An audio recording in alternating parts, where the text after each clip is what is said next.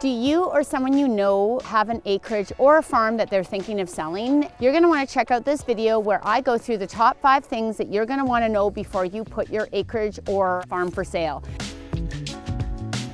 When it comes to water wells, septic tanks, I do have a little bit of experience as I lived 18 years on a farm. Acreages have always been very sought after, but since COVID, everybody wants a little bit more space. The demand keeps going up, and so do the prices. When you're thinking about selling your acreage, first thing that you're going to want to do is to ensure that your septic system is not original. Usually they are done in about 40 years. Now, if you're getting towards the end of your life, remember that that will probably have to be replaced. That's usually $30,000 to $40,000 in the Edmonton and surrounding area. So you're going to want to get some quotes and get someone to inspect it to make sure that it's in good shape before you even put it on the market. Water wells. Before you put your acreage for sale, if you are not on municipal water, you will have to get your water tested. So you can go get a test at a local health facility, get your water tested, make sure that you know that. You can also get your driller's report, which is very important. You can go on and find out when your well was drilled. The province of Alberta does have a database system on those sort of things. So finding out those 2 things are extremely important and very different than any type of city listing.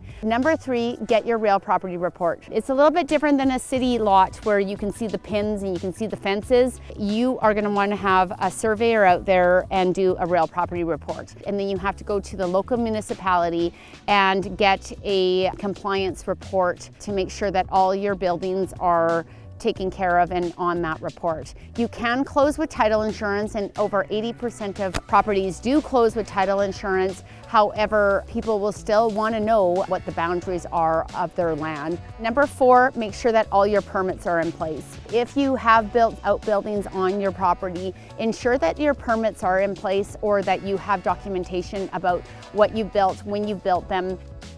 Number 5, don't ignore your house. Remember, your house is a huge selling feature. So a lot of people are just selling based on the land, and then they forget that their house is just as important of a feature as the acreage. People are buying the whole package. So ensure that your house is ready to go. Ensure that you do meet with a real estate professional prior to doing any type of renovation so that you minimize the amount of money that you're spending on your renovation so that you get the maximum return on investment. My name is Stanko, and I've been a real estate agent for 17 years in the Edmonton and surrounding area.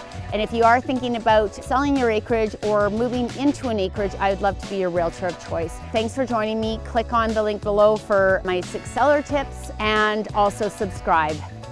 Check you on the next one.